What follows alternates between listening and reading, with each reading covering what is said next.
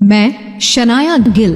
मेरी फैमिली शिमला की सबसे बड़ी रिच फैमिलियों में से एक है। मेरे पापा ने 3 साल पहले क्या सोचकर मेरी शादी अहान नाम के एक गरीब लड़के से कर दी थी। मुझे आज भी वो दिन याद है जब पापा ने मेरे लिए अहान को चुना था। मैं पहले पूरी तरह से शॉक में थी कि पापा मेरे साथ ऐसा कैसे कर सकते हैं। तभी पापा ने मुझे कुछ ऐसा कहा जिसे सुनकर मैंने शादी के लिए हाँ कर दी। हम दोनों एक साथ एक छत के नीचे रहते हैं, पर आज तक अहान मुझे वो खुशी नहीं दे पाया जो मेरे पापा ने दी। मेरे घर के सभी लोग हमें नीचा दिखाने में कोई कसर नहीं छोड़ते थे। मेरी माँ हमेशा मुझे अहान से तलाक लेने की बात करती थी। और एक दिन मेरे पति जब सो रहे थे तो उनके साथ कुछ ऐसा हुआ, उनके मोबाइल पर एक कॉल आ गया। अहान चौंक कर उठ बैठा। आंख मलते हुए मोबाइल स्क्रीन पर देखा तो शगुन का फोन था। उसे देखते ही अहान के सारे सपने छू मंतर हो गए। शगुन अहान की बीवी शनाया की कजिन थी, जो हमेशा ही अहान को नीचा दिखाने की कोशिश करती थी। मोबाइल की तरफ देखकर अहान ने बुरा सा मुंह बनाया और फिर कुछ सोचकर फोन उठा लिया। तभी दूसरी तरफ से आवाज आई, क्या बात है जीजा जी, फोन नहीं उठा रहे हैं आप? जवाब में अहान ने कहा, नहीं शगुन, मैं। तभी शगुन उसकी बात काटते हुए बोली, खैर वो सब छोड़ो, मेरा एक काम है। साहू ज्वेलर्स पर मेरा एक नेकलेस पड़ा हुआ है। मैंने उसके मालिक को फोन कर दिया है, वो नेकलेस लाकर आप मेरे घर पर आ जाइए। और हाँ, तभी अहान बीच में बोल पड़ा, शगुन मुझे बैंक जाना है और मैं। तभी शगुन ने कहा, मेरे प्यारे जीजा जी, ये बैंक जाने का तेवर आप किसको दिखा रहे हैं? पलना तो आपको हमारे टुकड़ों पर ही है, इसलिए ये बहाना बनाना छोड़िए और 1 घंटे के अंदर मेरा नेकलेस लाकर मुझे दीजिए। और हाँ, वो ज्वेलर्स आपको 30,000 रुपए भी देगा, उसमें से 1 पैसा भी गायब नहीं होना चाहिए। तभी अहान थोड़ा चिढ़ते हुए बोला, देखो शगुन, एक तो मैंने आज तक कभी चोरी नहीं की है, और दूसरी बात ये कि अगर इतना ही मुझ पर डाउट है तो ये काम किसी नौकर को भेजकर क्यों नहीं करवा लेती? इस पर शगुन की तंज भरी आवाज आई, प्यारे जीजा जी, आप ये बात कब समझेंगे कि इस घर में आपको बहस करने की इजाजत नहीं है, इसलिए जितना आपसे कहा जा रहा है उतना कीजिए। और मैं फिर से आपसे कह रही हूँ कि उस पैसे में से 1 भी रुपया कम नहीं होना चाहिए। ये चीजें आप 1 घंटे के अंदर लेकर मेरे घर पहुंच जाइए, बाय। इतना कहकर शगुन ने फोन कट कर दिया। अहान अपने मोबाइल को इस तरह घूर कर देखने लगा जैसे वो दुनिया की सबसे मनहूस चीज हो। जल्दी अहान फ्रेश होकर बाथरूम से बाहर आया और जल्दबाजी में अपनी अलमारी की तरफ बढ़ा, जिसमें सिर्फ 2 जोड़ी पुराने कपड़े हुए थे।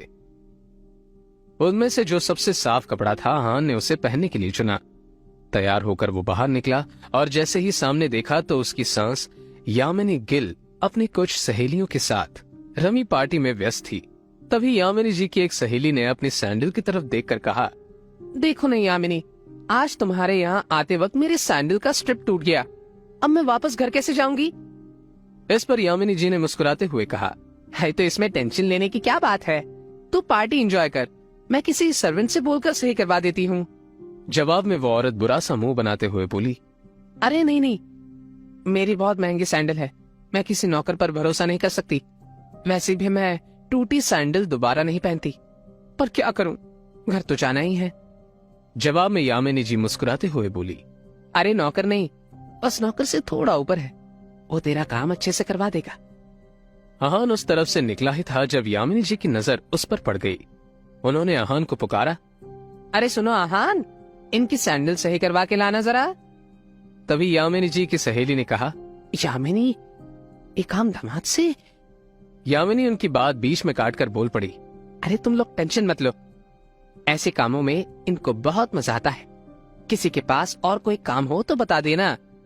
यामिनी जी की ये बातें सीधा अहान के दिल पर आकर लगी, मगर अब उसे ये सब हमेशा ही सुनने की आदत सी हो गई थी। उसे याद आया था कि आज उसका बर्थडे है, मगर ये सिर्फ उसे ही याद था, बाकी किसी को भी इससे कोई मतलब नहीं था। तभी अहान ने यामिनी जी से कहना चाहा, मगर अभी मैं शगुन के काम से। उसकी इतना कहते ही यामिनी जी ने आंखें दिखाते हुए कहा, ऐस नहीं, जल्दी से काम खत्म करके आओ।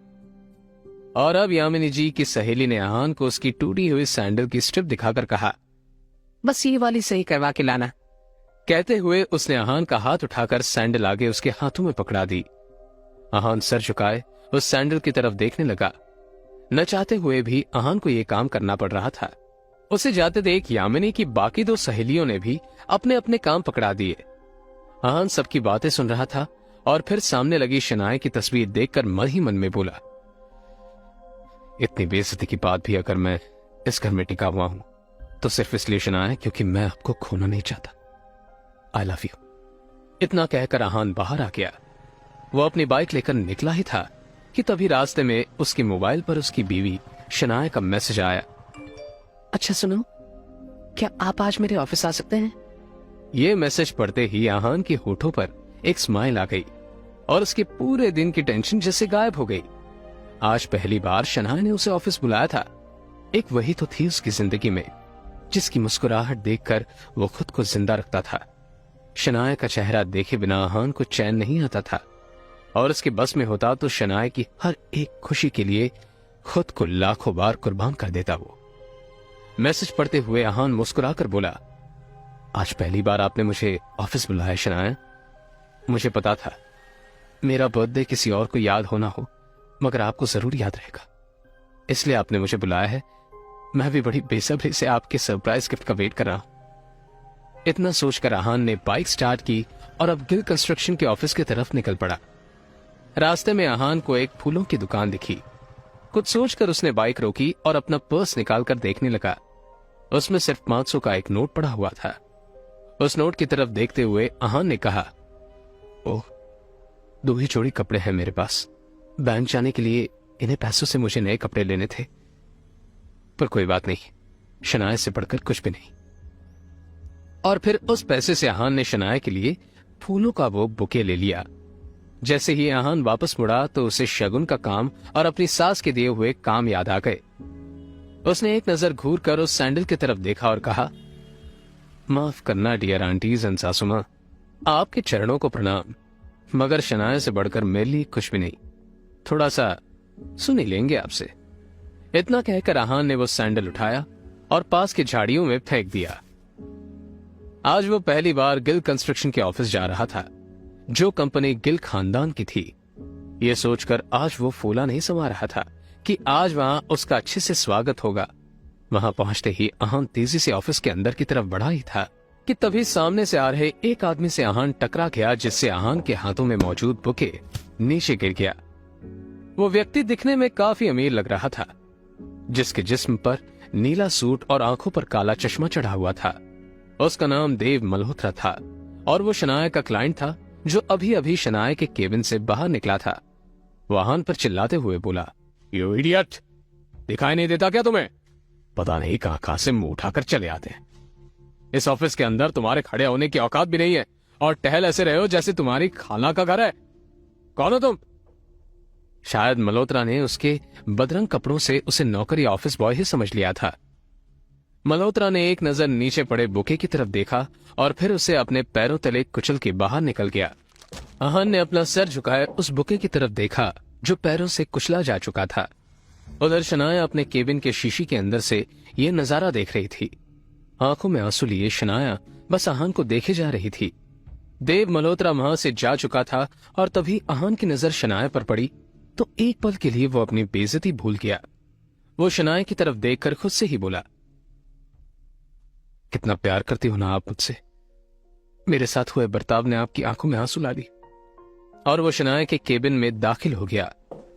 शनाया ने आगे बढ़कर शीशे के पास लगे पर्दे को गिरा दिया। वो शनाया की तरफ बढ़ा और उसके आंसू पहुंचते हुए बोला, अब जाने भी दो ना शनाया, जो भी हुआ मेरे साथ हुआ और इसमें आपको इतना टेंशन लेने की जरूरत नहीं है। तभी शनाया चीखते हुए बोली, दूर हटिए मुझसे, आप चले क्यों नहीं जाते मेरी जिंदगी से? आहान को एकदम से झटका सा लगा। वो खुले मुंह से शनाया की तरफ देखता ही रह गया। तभी शनाया आगे बोली, पति नहीं, मेरे पापों की सजाएं आप मेरे लिए। आखिर चाहते क्या हो आप? पापा ने मेरी शादी आपसे जबरदस्ती करवाई है और उस गलती की सजा मुझे अब तक मिल रही है। आप मेरे काबिल भी नहीं थे और आज भी मुझे आपको अपना पति मानते हुए शर्म आती है। आज ड्राइवर नहीं था इसलिए मैंने आपको बुलाया था, पर मुझे नहीं पता था कि मेरा पति इस काम के लायक भी नहीं है। यहाँ आकर आपने मेरे इतने पुराने क्लाइंट मिस्टर मल्होत्रा को नाराज कर दिया। आंखों में आंसू लिए शनाया ने आगे कहा, जहां भी जाती हूँ आप हमेशा बेइज्जती के सिवा मुझे कुछ नहीं दे सकते। सिर्फ एक बदनुमा धब्बा बनकर रह गए हो आप मेरी जिंदगी पर। इतना कहकर शनाया केबिन के बाहर निकल गई। आहान उसके पीछे दौड़ा। तभी रास्ते में पड़े बुके की तरफ देखकर शनाया ने कहा, और ये सब क्या? क्यों इतनी गंदगी फैला रखी है यहाँ पर? इसे डस्टबिन में डालो। शनाया ने एक नौकर से कहा और उस फूल को अपने पैरों से कुचलते हुए आगे बढ़ गई। मल्होत्रा अपनी कार में बैठा पहले से शनाया का इंतजार कर रहा था। फिर आहान के सामने ही शनाया अपने क्लाइंट मल्होत्रा के कार में बैठी और बिजनेस के सिलसिले में वहां से जा चुकी थी। आहान ने एक नजर अपनी बाइक की तरफ देखा, वही खटारा बाइक जो अब आहान की जिंदगी का हिस्सा बन चुकी थी। आंखों में आंसू लिए आहान खुद से ही बोला, कोई बात नहीं शनाया, मुझे पता है आप गलत नहीं हो, बस मेरे हालात गलत हैं। मगर मुझे यकीन है कि एक ना एक दिन आप मुझे जरूर समझेंगी। मैं आपको दुनिया की सारी खुशियां ला कर दूंगा।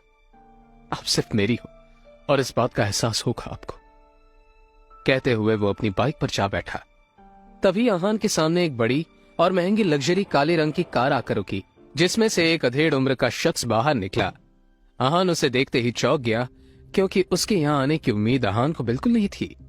वो आदमी आहान के सामने आकर बोला, यंग मास्टर, एशिया की सबसे अमीर कंपनी और रायजादा ग्रुप के अरबों रुपए का बिजनेस एम्पायर आपका इंतजार कर रहा है। वक्त आ गया है कि आप अपना बिजनेस संभालें।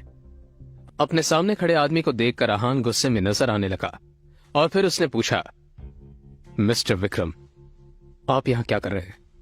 आंखों पर गोल्डन चश्मा लगाया और दिखने में बेहद ही अमीर नजर आने वाले उस शख्स ने आहान की तरफ देखकर कहा, मैं तुम्हें लेने आया हूं यंग मास्टर। अब आपसे ज्यादा बहस तो नहीं कर सकता, क्योंकि मैं भी आपके पापा का बस नौकर ही हूं। लेकिन उन्होंने जो कहा है वो काम तो पूरा करना ही होगा। जवाब में आहान खींचते हुए बोला, सीधा पॉइंट पर आइए, पहेलियां बुझाना मुझे पसंद नहीं। इस पर विक्रम मुस्कुराते हुए बोला, अच्छी बात है। तो मैं आपसे ये कहने आया था कि आपके पिताजी आदित्य रायजादा चाहते हैं कि आप उनके बिजनेस को आकर संभाल लें। वो आपको एशिया के सबसे बड़े बिजनेस एम्पायर को सौंपना चाहते हैं। विक्रम की बात सुनकर आहान गुस्से में बोला, और आपने सोच लिया कि मैं उनकी बात मान जाऊंगा? मैं तो उनका नाजायज बेटा हूं ना, फिर वो ये सब मुझे क्यों देना चाहते हैं? और फिर जब मेरी माँ बीमार थी और मैं उनसे मदद मांगने गया था, तब तो ये इंसान मीटिंग में बिजी था। उन्हीं की वजह से आज मेरी माँ इस दुनिया में नहीं है, और इसके लिए मैं उन्हें कभी माफ नहीं करूंगा। आप यहां से चले जाइए मिस्टर विक्रम। आहान के इस बात पर विक्रम ने एक लंबी सांस ली और फिर कहा, यंग मास्टर, आप भी जानते हैं कि आपके पिता कितने जिद्दी हैं। वे आपको अपने पास लाने के लिए किसी भी हद तक जा सकते हैं। गिल खानदान उनके सामने कोई औकात नहीं रखता। वे जिसे भी चाहे पल भर में मिट्टी में मिला सकते हैं। लेकिन हाँ, आपके साथ जो कुछ भी हुआ उन बातों को आप भूल जाइए। अब मिस्टर रायजादा आपको वो सब कुछ देने को तैयार हैं जिसके आप हकदार हैं। आहान ने जैसे अपना आखिरी फैसला सुनाते हुए कहा, आप यहां से चले जाइए मिस्टर विक्रम, और उन्हें बता दीजिए कि मुझे उनके दौलत में कोई इंटरेस्ट नहीं है। उनकी सारी दौलत मिलकर भी मेरी मां को वापस नहीं ला सकती। और हाँ, गलती से भी किसी को यह बात पता नहीं चलनी चाहिए कि मैं रायजादा खानदान से हूं और रायजादा ग्रुप के मालिक आदित्य रायजादा का बेटा हूं। इतना कहकर आहान ने अपनी बाइक स्टार्ट की और वहां से निकल गया। विक्रम उसे जाता हुआ देखता रहा और फिर अपना मोबाइल निकालकर आदित्य रायजादा का नंबर डायल किया। दूसरी तरफ से आवाज आने पर विक्रम बोला, आहान ने अपनी बात मानने से मना कर दिया है। दूसरी तरफ से कहा गया, मुझे वो किसी भी हालत में चाहिए। इसके लिए जो भी रास्ता अपनाना पड़े तुम अपनाओ, लेकिन आहान मुझे हर हाल में चाहिए। इतना कहकर फोन काट दिया गया। कुछ सोचकर विक्रम के होठों पर एक मुस्कान आ गई और वो बोला, यंग मास्टर, आपको आना ही होगा। इधर आहान कुछ ही देर में अब अपने घर पहुंच चुका था। सामने लगी घड़ी में देखा तो शाम के 7 बज चुके थे। अपने आसपास देखते हुए उसने कहा, शनाया की मां तो अपने घर वापस जा चुकी है, लेकिन शनाया का पता नहीं कि वो कब आए। तभी अचानक ही आहान का मोबाइल बज उठा। उसने स्क्रीन पर देखा तो यामिनी जी का फोन था। फोन उठाते ही दूसरी तरफ से आवाज आई, कहां रह गए थे तुम? तुम्हें पता है कि तुम्हारी वजह से मेरी सहेलियों के सामने कितनी बेइज्जती हुई मेरी, और ऊपर से तुम्हारा फोन भी नहीं लग रहा था। फिर मुझे वापस अपने घर आना पड़ा। कहाँ थे इतनी देर तक? जवाब में अहान ने थोड़ा लड़खड़ाती जुबान में कहा, माँ जी वो मैं शनाया को लेने चला गया, उसका फोन। तभी यामिनी जी ने कहा, फोन दो उसे, उसका फोन भी नहीं लग रहा। इस पर अहान ने कहा, मगर शनाया मेरे साथ यहाँ नहीं आई। पर अभी तो तुमने कहा था कि तुम उसे लेने गए थे। यामिनी जी ने पूछा। इस पर अहान ने कहा, हाँ मगर वो अपने किसी क्लाइंट के साथ। अहान का इतना ही कहना था कि तभी यामिनी जी उस पर चिल्लाते हुए बोली, रात होने को आई है और तुम कह रहे हो कि शनाया अपने किसी क्लाइंट के साथ है। जरूर तुम ही ने कुछ गड़बड़ की होगी, इसलिए वो तुम्हारे साथ नहीं आई। अरे एक अच्छे दामाद तो तुम बन ना सके, अब कम से कम अच्छे पति तो बन जाओ। ढूंढो उसे जाकर, कहाँ है वो, और मुझे 1 घंटे के अंदर शनाया घर में चाहिए। इतना कहकर यामिनी जी ने फोन काट दिया। अहान ने शनाया का नंबर डायल किया तो वो नहीं लग रहा था। अब सच में उसे शनाया की फिक्र होने लगी। वो लगातार शनाया को फोन लगाता रहा मगर उसका फोन नहीं लगा। अब परेशान होकर अहान बाहर निकला और अपनी बाइक स्टार्ट करके देव मल्होत्रा के नाइट क्लब की तरफ निकल पड़ा। अहान के बारे में भले ही मल्होत्रा को नहीं पता था, मगर अहान देव मल्होत्रा के बारे में कई बार शनाया के मुंह से सुन चुका था कि मल्होत्रा उसका पुराना क्लाइंट है और उसका एक नाइट क्लब भी है। अहान ने क्लब के सामने जाकर अपनी बाइक रोक दी और फिर अंदर दाखिल हो गया। अंदर बेहद ही शोर शराबा था और लोग शराब पीकर नाच रहे थे। अहान ने चारों तरफ नजरें दौड़ाई मगर शनाया उसे कहीं भी नजर नहीं आई। कुछ सोचते हुए अहान क्लब के मैनेजर की तरफ बढ़ा कि तभी बगल के एक कमरे से उसे शनाया के चिल्लाने की आवाज सुनाई दी। अहान ने एक झटके से दरवाजा खोला तो उसका मुंह खुला का खुला रह गया था। कमरे के अंदर शनाया नशे में थी और देव मल्होत्रा उसके साथ जबरदस्ती करने की कोशिश कर रहा था। अहान को वहां देखते ही देव उस पर चिल्लाया, तुम यहाँ, तुम्हारी हिम्मत कैसे हुई यहाँ आने की? अहान की आंखें गुस्से से लाल हो चुकी थी। वो मल्होत्रा की तरफ बढ़ा और उसकी गाल पर एक जोरदार थप्पड़ जड़ दिया। पकड़े जाने के डर से देव मल्होत्रा के हाथ पांव कांपने लगे थे। इधर शनाया अब बेहोश हो चुकी थी और फिर अहान शनाया को उठाते हुए अपने दांत पीसते हुए बोला, मिस्टर देव मल्होत्रा, मैं शनाया का पति हूं। जी तो करता है कि मैं यहीं पर तुम्हें जान से मार दूं, मगर मेरी बीवी के कारण मेरे हाथ बंधे हुए। इससे तुम्हारे ऊपर बहुत विश्वास था। अब तुम्हारा क्या करना है इसका फैसला शनाया ही करेगी। इतना कहकर अहान ने शनाया को अपनी गोद में उठाया और वहां से निकल गया। मल्होत्रा अभी भी अपने गाल पर हाथ रखे उसे जाता हुआ देख रहा था। घर पहुंचकर अहान ने शनाया को अपनी गोद में उठाकर अपने बेड के करीब ले गया और फिर उसे उस पर सुला दिया। शनाया सारी दुनिया से बेखबर इस वक्त नींद के आगोश में थी और इस वक्त उसका मासूम सा चेहरा देखकर अहान को और भी ज्यादा प्यार आ रहा था। अहान ने शनाया का चेहरा देखते हुए कहा, मुझे पता है कि हमारा एक साथ सोना आपको पसंद नहीं, पर आज की रात आपको इसी कमरे में सोना पड़ेगा क्योंकि आप ऐसी हालत में नहीं हो जो मैं आपको अकेले छोड़ दूं। कहते हुए अहान शनाया के करीब गया और उसके सर पर हाथ फेरने लगा। शनाया का चेहरा देखकर उसका मन हो रहा था कि आज वो उस चेहरे को चूम ले, मगर फिलहाल उसके अंदर इतनी हिम्मत नहीं थी। अहान ने एक लंबी सांस ली और शनाया को ब्लैंकेट से कवर करने के बाद खुद एक पिलो उठाकर बगल में पड़े सोफे पर जाकर सो गया। सुबह अहान जल्द ही उठ गया और बाथरूम से बाहर निकलकर अपने कपड़े पहन ही रहा था जब शनाया की आंख खुली। शनाया खुद को अहान के बेड पर देखते ही उस पर चिल्ला पड़ी, आपकी हिम्मत कैसी हुई मुझे अपने साथ सुलाने की? कैसे आई मैं यहाँ? अहान शनाया की तरफ हैरानी से देखने लगा। उसने तो उम्मीद की थी कि आज शनाया उसे थैंक्स बोलेगी क्योंकि अहान ने उसे बचाया था, मगर ये तो उल्टा अहान पर ही बरस रही थी। तभी शनाया ने फिर से कहा, आपको पता है ना कि मेरा कमरा अलग है, फिर अपने बेड पर मुझे सुलाने की आपकी हिम्मत कैसी हुई? क्यों किया आपने ऐसा? इस पर अहान ने कहा, शनाया आप रात को नशे में थी और मैं आपको मल्होत्रा से बचाकर यहां लाया था। आपकी हालत देखकर मैंने आपको अकेला छोड़ना सही नहीं समझा, बस इसलिए। अब शनाया को बीती रात की सारी घटना याद आ गई जब देव मल्होत्रा ने उसके ड्रिंक्स में कोई दवा मिला दी थी और फिर उसका फायदा उठाना चाहा था। जब अहान वहां आया तो यहां तक शनाया को सब याद था। उसी के बाद शनाया बेहोश हो गई थी और अब शनाया एकदम से चुप हो गई। उसे खुद पर गुस्सा आ रहा था, मगर फिर उसने बात को घुमाते हुए कहा, मुझे याद है कि मेरे साथ कल क्या हुआ था। और अगर आप ये समझते हैं कि उसका फायदा उठाकर अब आप मेरे करीब आ सकते हैं तो इसे अपने दिमाग से निकाल दीजिए। शनाया ने इस बात को इस तरह से कहा था कि आहान को हंसी आ गई। वो नजरें घुमाकर अपने कपड़े पहनने में व्यस्त हो गया।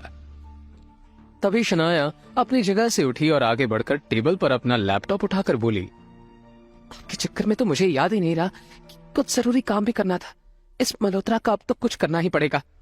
मुझे नहीं पता था कि वो इतना घटिया इंसान होगा। कहते हुए शनाया ने अपना लैपटॉप खोला और ईमेल चेक करने लगी। तभी उसे सामने जो दिखा उससे शनाया एकदम से शॉक्ड हो गई।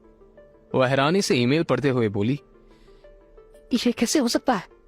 इस ऑफिसर ने मेरे सबसे बड़े ड्रीम प्रोजेक्ट को अप्रूवल देने से मना क्यों कर दिया?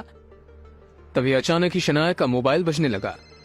उसने स्क्रीन पर देखा तो उसके दादाजी आनंद गिल का कॉल था। गिल कंस्ट्रक्शन कंपनी के बिजनेस से जुड़े सारे अहम फैसले वही लेते थे। शनाया फोन की तरफ ऐसे देखने लगी जैसे अगर उसे उठा लिया तो कयामत ही आ जाएगी। उसे पता था कि बिजनेस से जुड़े फैसले लेने में उसके दादाजी बेहद ही सख्त थे और अगर उसने फोन उठाया तो कुछ बुरा ही सुनने को मिलेगा। आखिर में फिर शनाया ने फोन उठाकर अपने कानों में लगा लिया। कुछ देर तो वो यूं ही दूसरी तरफ से बातें सुनती रही और फिर आखिर में मोबाइल उसके हाथों से छूटकर नीचे गिर गया। वो एकदम से सदमे में आ चुकी थी। शनाया की फोन उठाते ही दूसरी तरफ से आवाज आई, शनाया, तुम्हें हमारी कंपनी के सबसे बड़े प्रोजेक्ट को तुमसे वापस लिया जा रहा है और साथ ही अब तुम इस कंपनी फैमिली बिजनेस से अलग रहोगी। तुम्हारा अब गिल कंस्ट्रक्शन से कोई वास्ता नहीं होगा। ये सुनकर शनाया के हाथों से मोबाइल नीचे गिर चुका था। अपने दादाजी के इस फैसले से शनाया एकदम से शॉक्ड होकर बैठ गई। आहान दौड़कर उसके पास आया और बोला, क्या हुआ? शनाया, किसका फोन था? आहान ने लैपटॉप की स्क्रीन पर वो मेल देखा जिससे शनाया ने पढ़ा था। तभी शनाया ने कहा, अब जो कुछ भी है ये मेरी सिरदर्दी है और इसे मैं खुद ही हैंडल कर लूंगी। इस मेल की वजह से मुझसे मेरा ड्रीम प्रोजेक्ट छीना गया। दादाजी ने कहा कि अब वो मुझसे ये प्रोजेक्ट वापस ले रहे हैं और इसी के साथ मुझे कंपनी से भी बाहर किया जा रहा है। इस पर आहान बोला, मगर ऐसा कैसे हो सकता है? एक प्रोजेक्ट न होने से कोई भी कंपनी से किसी को बाहर कैसे कर सकता है? और फिर अप्रूवल नहीं मिला तो उसमें आपकी क्या गलती है? जवाब में शनाया ने अपना सर नीचे झुकाए कहा, मैंने कहा ना कि इसे मैं खुद हैंडल कर लूंगी। तभी आहान बीच में ही बोल पड़ा, मेरे ख्याल से आपको अपने दादाजी से मिलकर इस मामले में बात करनी चाहिए। इतना बड़ा फैसला एक फोन पर नहीं हो सकता। आहान की बात पर शनाया बिना कुछ बोले वहां से जाने लगी। तभी आहान ने कहा, शनाया, सभी मुझे बस निकम्मा ही समझते हैं। शायद आप भी ऐसी समझती हो, मगर दूसरों पर विश्वास करके आपको क्या मिला? अब एक बार अपने इस निकम्मे पति को भी मौका देखकर देख लो। शनाया अपनी जगह से घूमी और आहान के पास आकर बोली, ओह, तो आप अपने आप को बड़ा 30 मार खा समझते हैं। क्या करेंगे आप? जवाब में आहान ने कहा, मेरे साथ चलो शनाया और अपने दादाजी से बात करो। शनाया से घूरती रही और फिर कुछ सोचकर कहा, चलो। फिर आहान उसे लेकर गिल कंस्ट्रक्शन के ऑफिस की तरफ निकल पड़ा। कुछ ही देर में वो दोनों शनाया के दादाजी आनंद गिल के ऑफिस में थे। आनंद ने शनाया की तरफ देखते हुए कहा, देखो शनाया, बिजनेस के मामले में मैं बहुत ही साफ। मैंने जो फैसला लिया उसे गुस्से या जज्बात में आकर नहीं लिया। यह नई बिल्डिंग का प्रोजेक्ट गिल कंस्ट्रक्शन का सपना था और इसे हर हाल में पूरा होना चाहिए। तुमसे काम नहीं हो पा रहा तो मैंने इसे अब शौर्य को हैंड ओवर कर दिया है। वही अब इसे संभालेगा। तुम अब आराम से घर में रह सकती।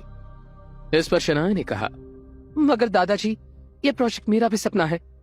मुझे नहीं पता कि कहाँ कमी रह गई जो हमें अप्रूवल नहीं मिला, लेकिन मैं आपसे वादा करती हूँ कि हर हाल में ये अप्रूवल लेकर ही रहूंगी। मैं शौर्य को ये प्रोजेक्ट देने से पहले प्लीज मुझे एक आखिरी मौका दीजिए। आनंद गिल ने एक नजर उठाकर शनाया को घूर कर देखा और फिर कुछ सोचते हुए बोले, ठीक है, लेकिन यह काम आज ही होना चाहिए। शनाया ने हाँ में सर हिलाया और फिर आहान के साथ बाहर आ गई। शौर्य शनाया का ही कजिन था जो हमेशा से ही शनाया को बिजनेस से बाहर करना चाहता था। उसकी हसरत थी कि एक दिन वो इस बिजनेस एम्पायर को हासिल कर ले और इसके लिए शनाया को वो हर हाल में पीछे छोड़ना चाहता था। शौर्य के पिता नीरज भी इस काम में उसका बखूबी साथ दे रहे थे। आहान और शनाया अब म्युनिसिपैलिटी के उस सरकारी ऑफिस पहुंच चुके थे जहां से उन्हें अप्रूवल लेना था। तभी शनाया ने वहां से शौर्य को बाहर आते हुए देखा तो चौंक पड़ी। शौर्य शनाया की तरफ देखकर एक कुटिल मुस्कान के साथ उसके करीब आते हुए बोला, ओ अप्रूवल के लिए आए हो? मगर कुछ नहीं हो सकता शनाया, उस ऑफिसर को मैंने खरीद लिया है। शनाया ने शौर्य को घूर कर देखा और आहान के साथ अंदर बढ़ गई। उस वक्त वहां पर कोई मीटिंग चल रही थी जब शनाया वहां पहुंची। शनाया एक ऑफिसर के सामने आकर गुस्से में बोली, मिस्टर सक्सेना, मुझे आपसे कुछ बात करनी है। सक्सेना नाम का वो शख्स उठकर मुस्कुराते हुए बोला, कहिए शनाया जी, कैसे आना हुआ? आहान सब कुछ अपने सामने होते हुए देख रहा था। इधर शनाया ने सक्सेना से कहा, शहर में बन रही गिल कंस्ट्रक्शन के बिल्डिंग के लिए जो भी जरूरी डॉक्यूमेंट्स हैं वो सारे कंप्लीट हैं। हर जगह सभी नियमों का पालन किया गया है, बावजूद इसके हमें अप्रूवल नहीं मिला। क्या मैं जान सकती हूँ ऐसा आपने क्यों किया? तभी शनाया के पीछे से किसी औरत की आवाज आई, मैंने ही ऐसा करने से मना किया था। आहान और शनाया ने पलटकर उस औरत को देखा तो शनाया एकदम से चौंक पड़ी। अचानक ही शनाया के मुंह से निकला, कामिनी, तुम यहाँ? जवाब में कामिनी मुस्कुराते हुए उसके पास आई और बोली, हाँ मैं यहाँ यही तो काम करती हूँ मैं, और ये जिस सक्सेना से तुम बात कर रही हो ये मेरा पति है शनाया। शनाया एकदम से भौचक्की होकर कामिनी की तरफ देखने लगी। तभी कामिनी ने कहा, जब मैंने देखा कि तुम्हें हमारा अप्रूवल चाहिए तो मैंने ही इन्हें ऐसा करने से मना कर दिया। आज मेरा पति ऐसी जगह पर है जहाँ पर वो तुम्हारा काम बना भी सकता है और बिगाड़ भी सकता है। वैसे भी तुम तो बहुत पैसे वाली हो ना, तो करवा लो अपना काम, जिससे भी करवा सको। इतने में शनाया बोल पड़ी, कामिनी, जो कुछ भी हुआ था उसमें मेरी गलती थी, मैं नासमझ थी, प्लीज उस बात को अब भूल जाओ। और तभी कामिनी उसकी बात काट कर बीच में ही बोल पड़ी, मैं नहीं भूल सकती शनाया, मैं उस दिन को नहीं भूल सकती जब मेरी शादी तय हुई थी और ये बात मैं तुम्हारे साथ सभी सहेलियों को बता रही थी। तब तुमने मेरे बेरोजगार पति के बारे में सुनकर उसका मजाक उड़ाया था, मेरा मजाक उड़ाया था। सभी सहेलियां मुझ पर हंस रही थी और मैं रोते हुए वहां से आई थी। इस पर शनाया ने कहा, कामिनी, वो मेरी नासमझी थी, मैं आज भी उस बात के लिए शर्मिंदा हूँ। पूरा स्टाफ और आहान भी उनकी बातें सुन रहा था। आहान को समझ नहीं आ रहा था कि ऐसी स्थिति में वो क्या करे। तभी कामिनी ने कहा, शर्मिंदा होने से काम नहीं चलेगा शनाया, उस दिन का बदला तुम्हें आज चुकाना होगा। बेइज्जती के बदले बेइज्जती होनी चाहिए। शनाया ने सवालिया नजरों से उसे देखते हुए पूछा, मतलब? कामिनी ने एक नजर आहान की तरफ देखा और कहा, ये तुम्हारा पति है ना, इसने कौन से बड़े झंडे गाड़ दिए हैं शनाया? ये तो मेरे पति के बराबर भी खड़े होने की औकात नहीं रखता है, और सुना है कि ये घर जमाई बनकर रहता है। शनाया ने गुस्से से भरी धीमी आवाज में कहा, कामिनी, तुम गलती कर रही हो। जवाब में कामिनी एक ठहाका मारकर हंसते हुए बोली, अभी मैंने कुछ बोला ही कहा है शनाया। ठीक है, अब सुनो, अगर तुम्हें अप्रूवल चाहिए तो तुम्हारे पति को यहाँ मौजूद पूरे स्टाफ के सामने उससे हाथ जोड़कर गिड़गिड़ाकर अप्रूवल की भीख मांगनी होगी। कामिनी! शनाया एकदम से चिल्ला पड़ी। जवाब में कामिनी ने दरवाजे की तरफ उंगली करके कहा, बाहर जाने का रास्ता उधर है शनाया। बेबसी से शनाया ने अपने होंठ काट लिए और फिर वापस दरवाजे से बाहर निकल आई। शौर्य बाहर ही उसका इंतजार कर रहा था। वो शनाया के पास आते हुए बोला, ओह, शायद काम नहीं हुआ। So sad. अब तो तुम्हें ये प्रोजेक्ट मेरे हवाले करना होगा, और तो और आनंद दादों की नजरों में अब तुम किसी काम की नहीं रही, तो अब तुम्हें कंपनी भी छोड़नी पड़ेगी। खैर, तुम टेंशन मत लो शनाया, मैं सब कुछ संभालूंगा। तुम घर पर आराम करो अपने निकम्मे पति के साथ। अब निकम्मी बीवी। अरे हाँ, वो तुम्हारा पति कहाँ रह गया, वापस नहीं आया तुम्हारे साथ? इससे पहले कि शनाया शौर्य की हरकत का कोई जवाब देती, उसे भी ध्यान आया कि आहान उसके साथ वापस नहीं आया। शनाया वापस अंदर की तरफ बढ़ी। बाहर से शीशे से उस पार क्या हो रहा था ये साफ दिख रहा था उसे। और फिर शनाया ने जो देखा उससे तो शनाया को झटका सा लगा। अंदर आहान सारे स्टाफ के सामने गिड़गिड़ा रहा था, अप्रूवल की भीख मांग रहा था, और सभी लोग उसका मजाक बनाकर उस पर हंस रहे थे। ये सब देखकर शनाया की आंखों में आंसू आ गए। वो तेजी से अंदर की तरफ बढ़ी कि तभी दरवाजा खोलकर कामिनी बाहर आई और शनाया पर एक मुस्कान छोड़ते हुए बोली, सचमुच बहुत प्यार करता है ये तुम्हें, तुम्हारे लिए कुछ भी कर सकता है। ऐसे कहाँ मिला ये तुम्हें? खैर, मुबारक हो, तुम्हें अप्रूवल मिल चुका है। तभी वहां पीछे से शौर्य आकर बोला, मगर ये कैसे हो सकता है? मैंने आपके पति को पैसे दिए हैं।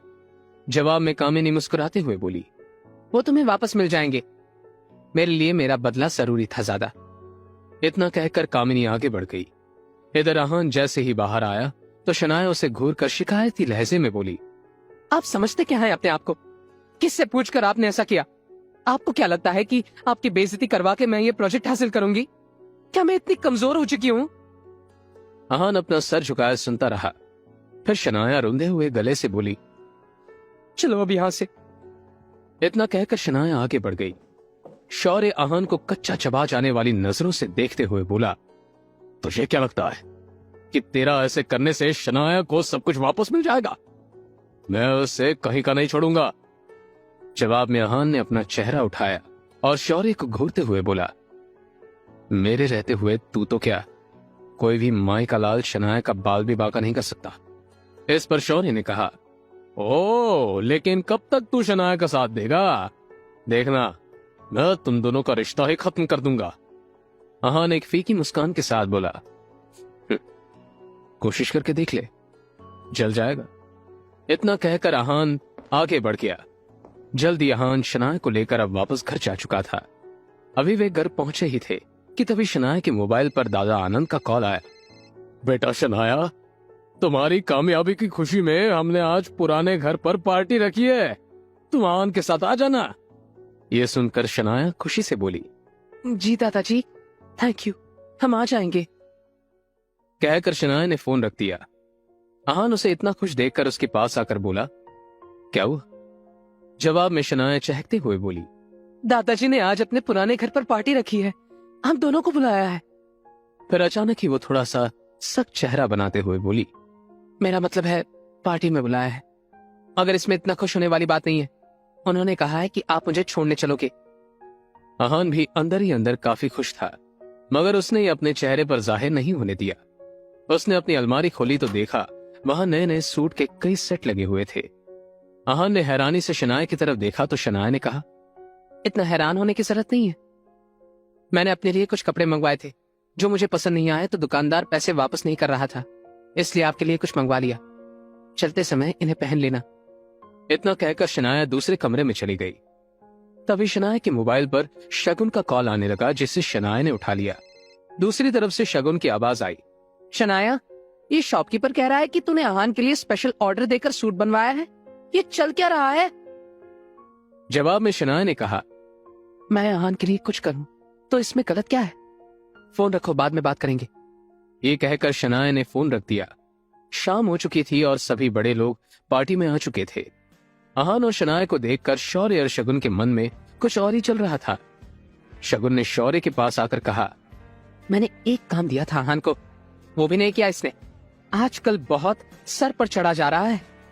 जवाब में शौर्य हाथ में मौजूद ड्रिंक का एक सिप लेते हुए बोला, इसके लिए मैंने कुछ सोचा है, कुछ ऐसा जिससे ये जोड़ी जितनी ज्यादा खूबसूरत दिख रही है ना, लोग इन पर उतना ही थूकेंगे।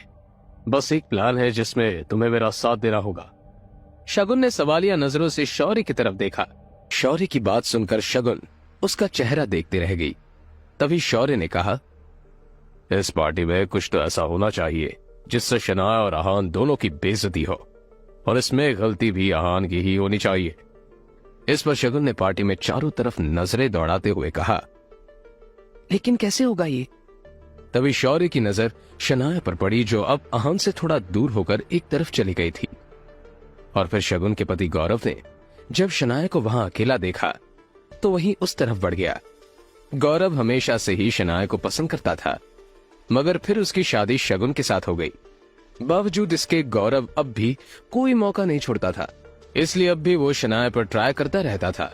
हाँ, ये बात अलग थी कि शनाया गौरव को जरा भी भाव नहीं देती थी। तभी शगुन ने आहान की तरफ देखकर शौर्य से कहा, आज इस गरीब फटीचर के ऊपर इतना महंगा सूट मुझे सही नहीं लग रहा, ये शनाया कुछ ज्यादा ही भाव देने लगी है इसे। इस पर शौर्य ने कहा, कुछ ज्यादा ही उछल रहा है ये, अब देख मैं क्या करता हूँ। तो फिर देखो अब मैं क्या करता हूँ। कहते हुए अपने हाथ में शराब का गिलास लिए शौर्य आहान की तरफ बढ़ गया। तो उसने दूर से ही थोड़े ऊंची आवाज में कहा, अरे आहान, आज ये सूट कहाँ से मारा? ओ, लगता है अब ये निकम्मा पति अपनी बीवी के पैसों पर पलने लगा है, वरना तुम्हारी औकात कहाँ जो इतने महंगे सूट की तरफ देख भी सको। वहां मौजूद आसपास खड़े कई लोग आहान की तरफ देखकर हंसने लगे। तभी वहां पर शगुन भी अपने हाथ में शराब का ग्लास लिए आई और बोली, अरे जीजा जी, ये शौर्य कुछ भी बोलता है, आप इसकी बातों का बिल्कुल भी बुरा मत मानना। हमारे जीजा जी घर जमाई है तो क्या हुआ, आखिर घर जमाई अपने ससुराल के टुकड़ों पर पलता है, और फिर अगर आप अपने बीवी के खर्चे पर पल रहे हैं तो इसमें गलत क्या है। शगुन की बात पर शौर्य एक ठहाका मारकर हंस पड़ा और फिर आगे बोला, अच्छा ठीक है, सॉरी सॉरी, लेकिन शगुन, क्या तुम्हें लगता है कि शनाया इनसे प्यार करती है? जवाब में शगुन ने मुस्कुराते हुए कहा, क्यों, तुम्हें ऐसा क्यों नहीं लगता? इस पर शौर्य ने कहा, वो देखो, अपने पति को अकेला छोड़कर वहां कोने में शनाया किसी और के साथ है। शगुन और आहान ने उस तरफ देखा जहां शनाया गौरव के साथ बात कर रही थी। शगुन ने कुछ सोचते हुए कहा, हाँ ये तो है, शनाया को कम से कम यहाँ तो आहान को अकेला नहीं छोड़ना चाहिए था। फिर शगुन ने आहान की तरफ देखकर कहा, अरे छोड़िए भी जीजा जी इन सब बातों को, आइए हम लोग साथ में एंजॉय करते हैं। कहते हुए शगुन ने शराब का ग्लास आहान की तरफ बढ़ा दिया। तभी आहान ने मना करते हुए कहा, नहीं शगुन, मैं शराब नहीं पीता। इस पर शौर्य ने अपना ग्लास आहान के होठों से लगाते हुए कहा, अब कम ऑन आहान, इतने बड़े पार्टी में शर्म मत कीजिए, ये हमारी इज्जत का सवाल है। कहते हुए शौर्य ने जबरदस्ती वो ड्रिंक आहान के मुंह में उड़ेल दी। मना करते करते भी आहान के अंदर पूरी शराब जा चुकी थी। जैसे ही शौर्य ने अपना ग्लास हटाया, तभी शगुन ने अपना ग्लास आहान के होठों से लगाते हुए कहा, ओह, तो क्या हमारे ग्लास से पीने में आप भेदभाव करेंगे जीजा जी? चलिए इसे भी खत्म करिए। आहान मना करता रहा, मगर इनकी जिद के आगे आहान की एक न चली।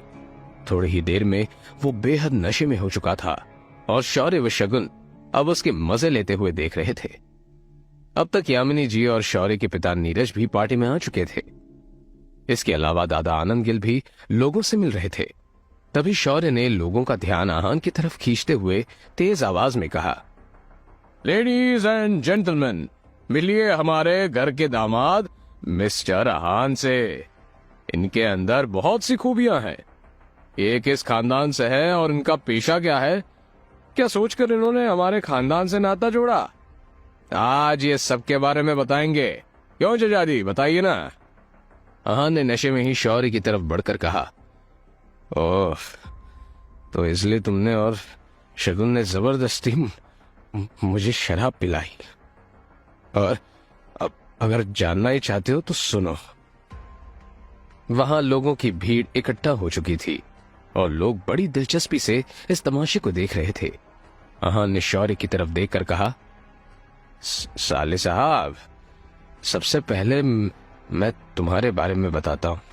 तुम एक नंबर के लालची और खुदगर्ज इंसान हो। गिल कंस्ट्रक्शन के बिजनेस की बागडोर तुम अपने हाथ में लेना चाहते हो ना, और इसलिए तुम शनाया को अपने रास्ते से हटाना चाहते हो। तुम हमारा रिश्ता भी तोड़ना चाहते हो। तभी शौर्य उसकी बात काटते हुए बोला, आहान, क्या बकवास कर रहे हो? जवाब में आहान ने अपने होठों पर उंगली रखकर चुप रहने का इशारा किया और बोला, चुप। अभी मेरी बात खत्म नहीं हुई है शौर्य। हाँ, इसी बिजनेस को हासिल करने के लिए तुम तरह तरह की चालें चलते रहे हो। अपने बाप नीरज के साथ मिलकर और दादाजी, हाँ, दादाजी की चापलूसी करके उन्हें शनाया के खिलाफ भड़काते हो। तभी दादा आनंद गिल आहान के सामने आकर बोले, आहान, ये सब क्या है? आहान उन्हें देखकर बोला, ओह दादाजी, और आपके बारे में तो क्या ही कहने को तो आप शनाया को मौका जरूर देते हैं, मगर अंदर ही अंदर आप शनाया से ज्यादा शौर्य को चाहते हैं। इसलिए आपका हर एक फैसला शौर्य के हक में और शनाया के खिलाफ होता है। तभी शगुन वहां पर आकर बोली, आहान, ये हमारे दादाजी हैं। इस पर आहान बोला, और हाँ शगुन, मुझे पता है कि शनाया के खिलाफ अब तुम और शौर्य एक हो चुके हो। तुम भी आखिर शौर्य के चाचा की लड़की हो ना। अंदर ही अंदर तुम दोनों एक दूसरे के खिलाफ चाहे जितना सोचो, मगर जब बात शनाया की आती है तो तुम दोनों एक हो जाते हो। इसलिए तो तुम दोनों ने मुझे बेइज्जत करने के लिए शराब पिलाई। मगर शनाया के साथ मैं खड़ा हूं और मेरे रहते कोई भी शनाया का कुछ नहीं बिगाड़ सकता। इतना कहकर आहान की आंखें थोड़ा नम हो गई और वो कुछ सोचते हुए बोला, सच कहूं तो एक शनाया ही है जो तुम सबसे ज्यादा टैलेंटेड है। वो सभी का ख्याल रखती है, अपने फैमिली बिजनेस के बारे में उसे सबसे ज्यादा फिक्र है, मगर भेदभाव भी उसके साथ होता रहा है। अब तक शनाया भी वहां आ चुकी थी। आहान नशे में जरूर था, मगर उसने जो भी कहा था वो सच था, और ये बात सुनकर शनाया की आंखें नम हो गई थी। तभी शौर्य आहान के करीब आया और उसका हाथ पकड़कर बोला, बहुत बेइज्जती करवा चुके हैं आप हम लोगों की, अब बेहतर यही है कि जल्दी से यहां से निकलिए। इतना कहकर शौर्य ने आहान को धक्का दिया तो आहान सामने खड़ी शनाया के कदमों में गिर पड़ा। ये देखकर शौर्य हंसते हुए बोला, तो कल भी शनाया के पैरों की जूती के बराबर था और आज भी तेरा यही हाल है। आहान ने सर उठाकर ऊपर देखा तो सामने शनाया खड़ी हुई थी। शनाया ने झुककर आहान को सहारा देते हुए उठाया। आहान अभी भी नशे में बड़बड़ा रहा था, मगर शनाया ने उसे संभाला हुआ था। अचानक ही शनाया का चेहरा एकदम से सख्त हो गया। वो शौर्य और शगुन की तरफ देखते हुए बोली, आज तुम दोनों ने सचमुच बेशर्मी की सारी हदें पार कर दी। किसी को नीचा गिराने के लिए तुम दोनों कितना गिर सकते हो, ये आज मैंने देख लिया। मगर एक बात कान खोलकर सुन लो, आहान को कुछ भी कहने से पहले एक बार ये जरूर सोच लेना कि ये मेरे हस्बैंड है, और कितनी भी कोशिश कर लो ये सच नहीं बदला जा सकता। इसलिए आज के बाद आहान के साथ अगर किसी ने गलत करने की सोची भी तो उसके लिए ठीक नहीं होगा। शनाया की बात सुनकर शगुन और शौर्य का मुंह खुला का खुला रह गया। उन्होंने कभी नहीं सोचा था कि शनाया भी आहान का साथ दे सकती है। यामिनी जी का भी कुछ यही हाल था। तभी यामिनी जी शौर्य के पास आकर बोली, ये सब क्या ड्रामा है शौर्य? इस पर शौर्य ने कहा, ये आहान हमारे खानदान पर धब्बा बन चुका है आंटी, और शनाया इस धब्बे के साथ ही जीना चाहती है। जवाब में यामिनी जी एक लंबी सांस लेकर बोली, लेकिन अब कर भी क्या सकते हैं? शनाया के पिता ने इसे जबरदस्ती हमारे गले बांध दिया है। शौर्य मुस्कुराते हुए बोला, कर सकते हैं, अगर आप चाहें तो हम इनका रिश्ता खत्म कर सकते हैं। यामिनी जी ने हैरानी से पूछा, मगर कैसे? शौर्य अपने होठों को यामिनी जी के कान के पास ले गया और उन्हें कुछ बताया, जिसे सुनकर यामिनी जी के होठों पर एक मुस्कान आ गई और वो बोली, ठीक है, मगर इसमें मेरी बेटी को कुछ होना नहीं चाहिए। शौर्य मुस्कुराते हुए बोला, आप फिक्र मत कीजिए। इधर शनाया अब किसी तरह आहान को पार्टी से लेकर बाहर आ गई थी। बाहर आकर उसे अपनी कार में बिठाया और वहां से घर निकल गई। शनाया ये समझ गई थी कि जो कुछ भी हुआ उसे भड़काने वाले शौर्य और शगुन ही थे, मगर ये सोचकर शनाया अच्छा फील कर रही थी कि आहान ने जो कुछ भी कहा वो सच था। आज आहान ने वो सब कह दिया था जो बहुत सालों से शनाया के दिल में था। आहान को ले जाकर शनाया ने उसे बेड पर लिटाया तो आहान अभी भी उसे पकड़े हुए था, और उस समय शनाया आहान के सीने पर ही गिर पड़ी, मगर आहान उसके गले में हाथ डाले हुए था। वो शनाया को जैसे छोड़ना ही नहीं चाहता था। नशे में ही आहान के मुंह से आवाज निकली, शनाया, मैं आपसे बहुत प्यार करता हूं Shanaya, I love you. Sorry, आज जो भी हुआ मगर उसमें मेरी गलती नहीं थी। ये सब हमें अलग करना चाहते हैं, पर मैं ऐसा नहीं होने दूंगा। मैं हर हाल में आपके साथ रहूंगा, आपको कभी अकेला नहीं छोड़ूंगा। ये सुनकर शनाया के होठों पर मुस्कान आ गई। उसने ब्लैंकेट से आहान को कवर किया और फिर अपने कमरे में चली गई। रात भर शनाया आहान के बारे में सोचती रही। उसे नींद नहीं आ रही थी। करवट बदलते हुए सुबह हो चुकी थी जब शनाया की आंख लगी। आहान जल्द ही उठ गया था। उसे सब कुछ याद था कि रात की पार्टी में क्या हुआ। आहान ये सोचकर घबरा रहा था कि वो शनाया को कैसे फेस करेगा। किचन से आ रही कुछ आवाज को सुनकर शनाया की नींद खुली। जैसे ही वो उठी तो सामने आहान 2 कप कॉफी लिए खड़ा था। उसने शनाया से कहा, गुड मॉर्निंग, सॉरी, कल पार्टी में जो हुआ उसके लिए बहुत शर्मिंदा हूं। मेरे कारण कल फिर आपको प्रॉब्लम हुई। शनाया ने घूर कर आहान को देखा और फिर एक लंबी सांस लेकर बाथरूम की तरफ बढ़ गई।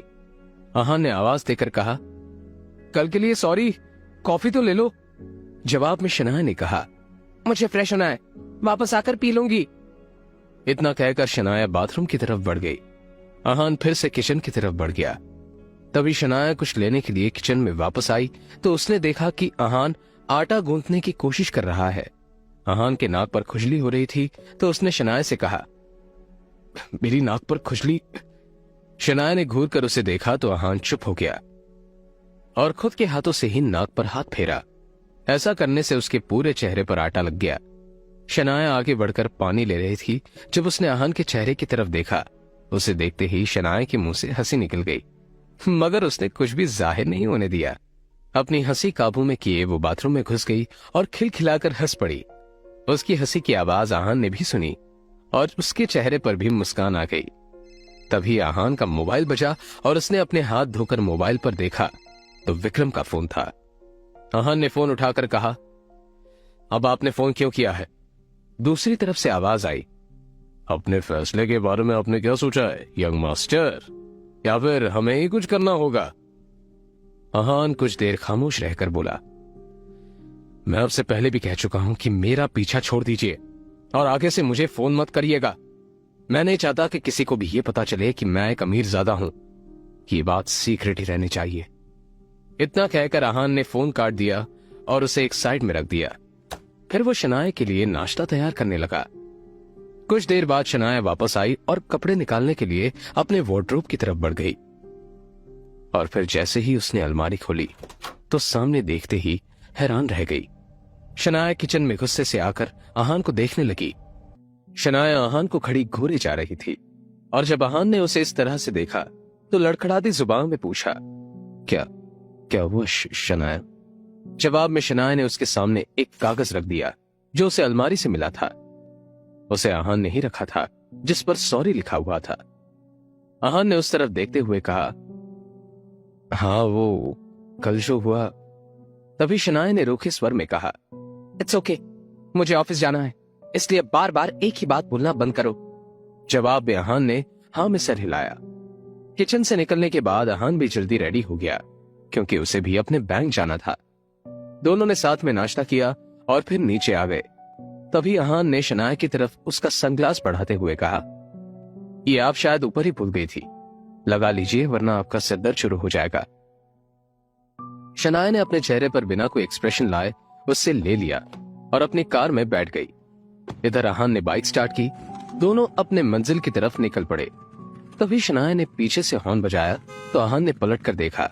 शनाया ने वापस कार उसकी जगह लगाई और आहान के पास आकर बोली, क्यों ना मैं इस बाइक से ही चलूं, ट्रैफिक में आसानी होगी। आहान ने जल्दी से सीट साफ कर दी और सामने देखकर मुस्कुराने लगा। बाइक पर बैठकर शनाया ने आहान के कंधे पर हाथ रखा तो आहान को एक अलग ही एहसास हुआ। शनाया का भी कुछ यही हाल था।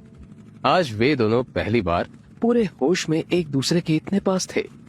आहान ने अपने ऊपर एक जैकेट डाली थी और शनाया ने अपनी जीन्स के ऊपर सफेद रंग का टॉप डाला हुआ था जिसमें वो बहुत ही खूबसूरत लग रही थी। तभी शनाया ने कहा, अब आप चलेंगी या फिर किसी और का इंतजार है? आहान ने एक मुस्कान के साथ गाड़ी आगे बढ़ा दी। जल्द ही वो दोनों गिल कंस्ट्रक्शन के ऑफिस के सामने खड़े थे। शनाया अभी बाइक से नीचे उतरी ही थी कि तभी उसका मोबाइल बजा। शनाया ने देखा कि उसकी माँ यामिनी जी का फोन है तो उसने झट से उठा लिया।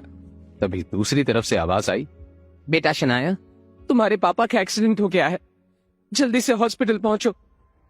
इतना सुनते ही शनाया की हालत खराब हो गई। मैं भागकर अस्पताल पहुंची और वहां पर पहुंचकर डॉक्टर से पता चला कि सर्जरी के लिए 15 लाख रुपए भरने होंगे। मेरे पास इतनी जल्दी इतनी बड़ी रकम चुका पाना बहुत मुश्किल था। तभी अचानक मेरे फोन में किसी का कॉल आया। उस फोन कॉल में जो व्यक्ति था उसने बोला कि तुम्हें मुझसे मिलना होगा। उसके लिए उसने मुझे 15 लाख रुपए देने का वादा किया था और मेरे पास उसकी बात मानने के अलावा कोई दूसरा उपाय नहीं था। जब मैं उसके बताए एड्रेस पर पहुंची तो वहाँ का नजारा देखकर दंग रह गई। वहाँ पर बहुत बड़ा बंगला था जिसमें हजारों की तादाद में नौकर थे। तभी मेरी नजर एक व्यक्ति पर पड़ी। वो करीब 50 साल का था, आंखों पर सन ग्लासेस थे। उसने एक हल्की सी मुस्कुराहट के साथ मुझसे बोला, कैसी हो शनाया, रायजादा हाउस में तुम्हारा स्वागत है। मैं तुम्हें 2 बातें बताना चाहता हूँ। अब तुम बताओ उनमें से पहले कौन सी सुनना पसंद करोगी, अच्छी या बुरी? मैंने पहले अच्छी बात सुनने के लिए बोला। उन्होंने पहली बात बताई कि अहान कोई मामूली व्यक्ति नहीं बल्कि इस घर का वारिस है। और फिर उन्होंने जो दूसरी बात बताई जिसे सुनकर मेरे पैरों तले जमीन खिसक गई। ऐसा क्या बताया था उन्होंने? आखिर अहान ने मुझसे इतना बड़ा सच कैसे छुपाया? ऐसा क्या बताया था मेरे पापा ने जिसे सुनने के बाद मैंने शादी के लिए हाँ कर दी? आगे क्या होगा इस रोमांचक कहानी में जानना चाहते हैं? अभी डाउनलोड करें पॉकेट नॉवेल ऐप और पढ़ें सीक्रेट अमीरजादा।